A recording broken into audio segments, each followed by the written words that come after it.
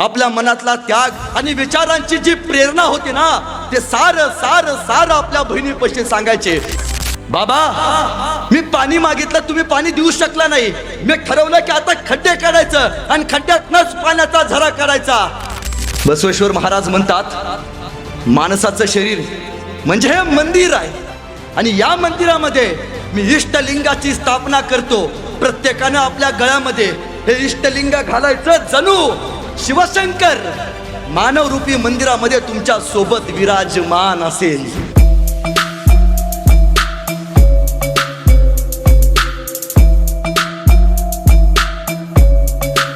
पण याच महाराष्ट्रात एका युगपुरुषाची गरज होती. हा महाराष्ट्र कुठेतरी विचारांच्या परंपरेला लांब छेदत चालला होता.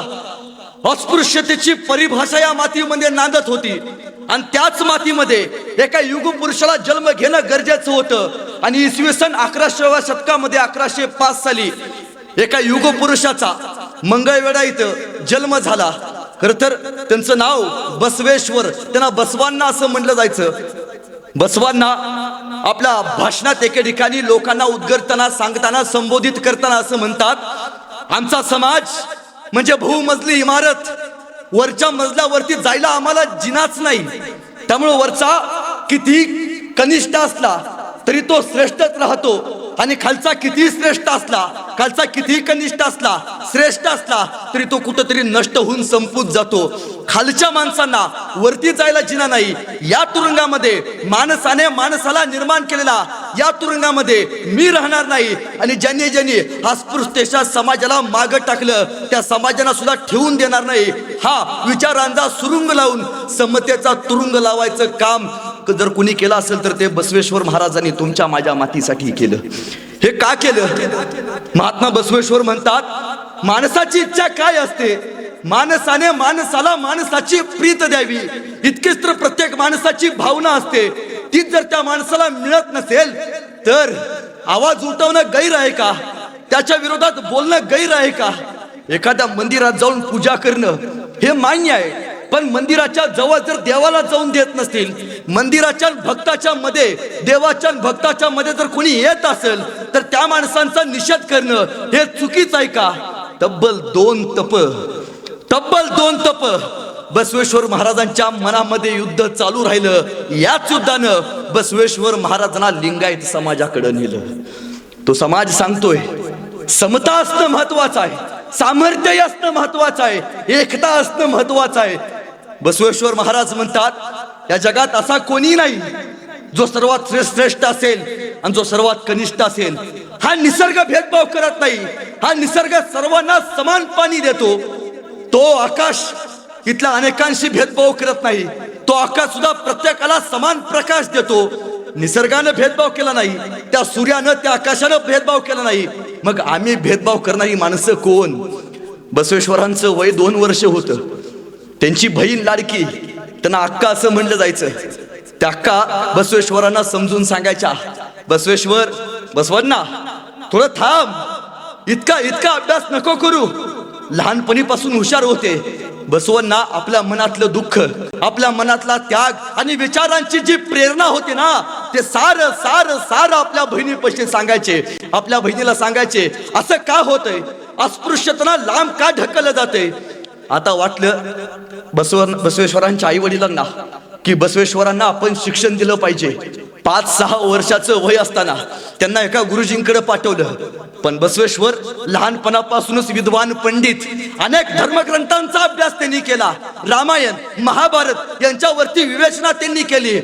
खरं तर बसवांना गुरुजींनाच प्रश्न विचारायचे, हे असं का? हे महाभारतात असं का घडलंय? हे रामायणामध्ये असं का घडत आलंय? हे सांगण्याचं धाडस, गुरुजींना विचारण्याचं धाडस त्यांच्यामध्ये जन्मताच निर्माण झालं होतं. गुरुजी सांगायचे, हे व्यक्तिमत्व काही औरच आहे. त्यांच्यामध्ये जिज्ञासा आहे, समोरच्या पिढीचं जाणून घेण्याची भावना आहे. हा मुलगा इतका मोठा होईल की जगाचं कल्याण करण्याचं हात धनुष्य याच्या हातामध्ये दिलं जाईल. हा इतका मोठा होईल. बसवेश्वरांचं वय हळूहळू वाढत होतं. घरी ऐश्वर्य संपन्न होतं, सारं होतं, पण मनात एक जिद्द होती. प्रत्येकाला समान नागरिक, समान अर्ज, समान कायदा जसा असतो ना तसं प्रत्येकाला समान दर्जा दिला पाहिजे. गुरुजी म्हणतात, अरे बास, किती अभ्यास करतोस? ज्या वयात आपण खेळलं पाहिजे बसवण्णा, त्या वयात आपण खेळलं पाहिजे, शरीर कमवलं पाहिजे, लढण्यासाठी सामर्थ्य असलेलं शरीर कमवलं पाहिजे. खेळ सवंगड्यांबरोबर दिवस घालव, लहानपणीचे दिवस आहेत. बसवण्णा लहान होते, आपल्या मित्रांबरोबर गावात खेळायला जायचे, सगळ्यांबरोबर खेळायचे. खेळता खेळता शरीरसृष्टी अत्यंत मजबूत, अत्यंत चांगली केली होती. शरीराची जपणूक त्यांनी जोपासली.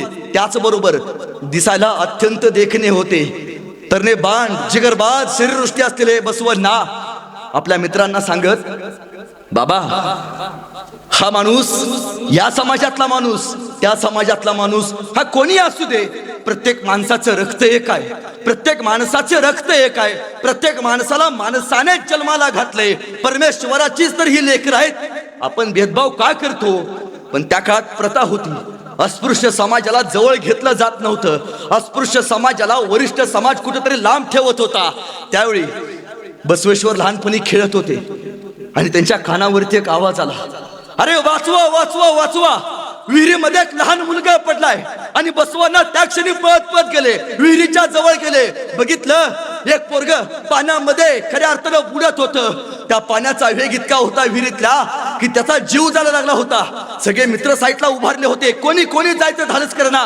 का? अस्पृश्य समाजातलं पोरग आहे, चांभार समाजातलं पोरग आहे, कसं जायचं, याला कसं वाचवायचं? पण कुठल्याही क्षणाचा विचार न करता बसवानांनी विहिरीत उडी टाकली आणि चांभार समाजाच्या पोराला बसवानांनी त्या काळात जीवदान दिलं. मुलाला बाहेर काढलं, घरी गेले. खरतर पूर्वीपासून एक प्रथा होती, अस्पृश्य समाजाचा विटाळा असला पाहिजे. आजी म्हणाल्या, बसवांना थांब, अरे विटाळ झाला तुझ्या शरीराला, आता शरीराला तुझ्या कोणी स्पर्श करायचं नाही, बाहेर थांब, पहिला आंघोळ कर, मग आत ये. अगं आजी असं का? अगं तो माझाच मित्र आहे ना, अगं ते मी त्याला जीव वाचवला त्याचा, मग मला बाहेर का ठेवतेस? बसवांना, ती विटाळ असलेली माणसं आहेत, त्यांचा स्पर्श आपल्याला चालत नाही. तू बाहेर थांब, पहिल्यांदा दोनदा आंघोळ कर, मग आत ये. सारं सारं आपल्या आजीचं बसवांनांनी ऐकलं. हात आले, शांतपणे बसले, पण डोक्यात एक प्रेरणा जागृत होत होती. का रे? माझी आई सांगायची, बसवांना, प्रत्येकानं समान जगलं पाहिजे.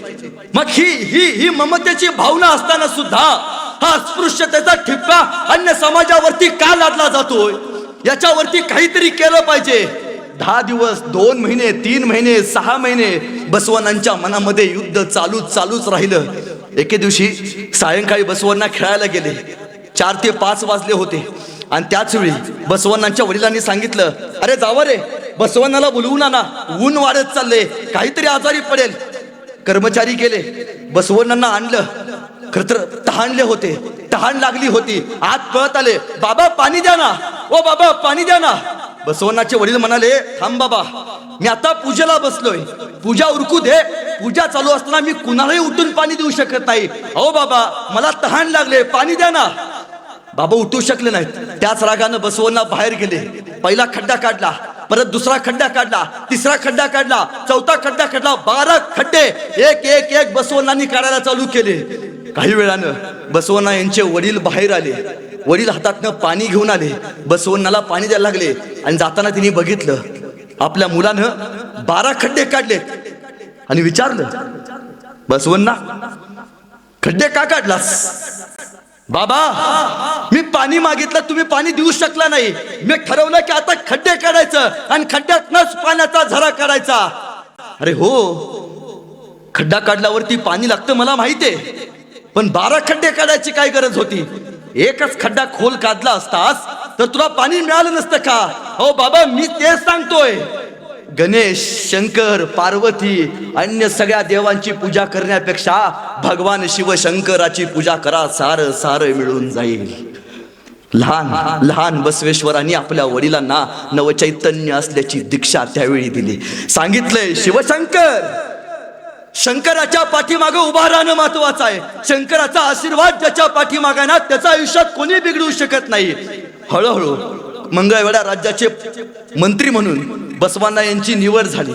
खर तर अतिशय हुशार कर्तबगार असणारा हा पुत्र एकदा मंगळवेढ्याच्या राजानं विचारलं की परवा दिवशी 4-5 दिवसा अगोदर आपल्या वाड्याच्या शेजारी म्हणजे किल्ल्याच्या शेजारी खोदकाम करताना एक ताम्रपट सापडले. हे ताम्रपट कुणाला वाचता येईल का? कोणीच तयार नव्हतं. ताम्रपट वाचायचे म्हटल्यावरती त्या काळातली भाषा आली पाहिजे. आणि त्याच वेळी मंत्री असलेले बसवांना समोर आले. महाराज मी वाचतो. आणि सगळे मंत्री म्हणाले वाच वाच. आणि बसवांनी ते सगळं पत्र वाचलं आणि त्याचं मराठीत अनुकरण करताना बसवांना म्हणतात महाराज या आपल्या वाड्याच्या खाली किल्ल्याच्या खाली तुमचं जिथं सिंहासन आहे त्याच्या खाली तुमच्या पूर्वजांनी तब्बल 12 ते 13 सोन्याची घागरी भरून ठेवलेत. आपल्या साम्राज्यासाठी भरून ठेवलेत. मंत्री म्हणलं राजे त्यांचं ऐकू नका. हे राज्य बुडवायला आलेत. त्यांचं काही मनावरती घेऊ नका. बसवांना वाचताच येत नाही आम्हाला माहितीये. फक्त ते वाचल्याचं नाटक करतात. राजे म्हणले असं बघू बसवांना किती हुशार आहेत. कामगारांना बोलवलं. सिंहासनाच्या खाली खोदायला चालू केलं. तब्बल 80 फूट खाली गेल्यावरती 30 ते 40 सोन्याच्या घागरी त्यावेळी राजांना सापडल्या. बसवांनावरती विश्वास बसला. अरे इतकी दूरदृष्टी इतका अभ्यास. तत्कालीन काळातली भाषा ताम्रपटावरची भाषा बसवांना येत होती. सगळ्या लोकांनी बसवांनांचा गौरव केला. ते सारं सोनं नाणं रयतेमध्ये वाटण्यात आलं कारण ते होतच रयतेचं. तर पण त्या काळात त्यांच्या मनात एक लक्षात आलं. एक बाहेरनं एक माणूस पळत आला. बसवेश्वर महाराज आपल्याला शंकराच्या मंदिरात जायला अडवलं जातंय. तिथं जाऊन दिला जात नाही. त्याचा काहीतरी बंदोबस्त करा. तिथले पुजारी म्हणतात आपण लांबन देवाचं दर्शन घ्यायचं. ओ महाराज पण शंकर आपला आपण त्यांना मानतो मग लांबून काय दर्शन घ्यायचं. जसा प्रत्येकाचा देव आहे ना तसा आपला सुद्धा देव आहे. ही ठिणगी त्यांच्या मनामध्ये लहानपणापासून पेटत होती. त्यावेळी त्यांनी आपल्या समाजाला सगळा गोळा केलं आणि सांगितलं हे बघा मंदिरामध्ये जाऊन पूजा करणं त्यानंच खरं तर कुठेतरी देव प्रसन्न होतो का? नाही. जर नरबळी देऊन एखाद्या प्राणी जीवाची हत्या करून जर तुम्हाला पुण्य मिळतं का असं कुठल्या ग्रंथात लिहून ठेवलंय का? नाही. देव सांगतोय नरबळी घेऊ नका, प्राणी हत्या करू नका. देव सांगतोय मी प्रत्येकाच्यासाठी जन्माला आलोय. देव भेदभाव करत नाही. मग ही माणसं का भेदभाव करतात?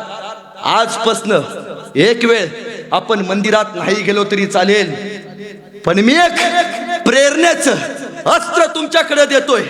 आणि ते अस्त्र होतं तत्कालीन काळात बसवेश्वर महाराजांनी तुमच्या माझ्यासाठी तयार केलेलं इष्टलिंग.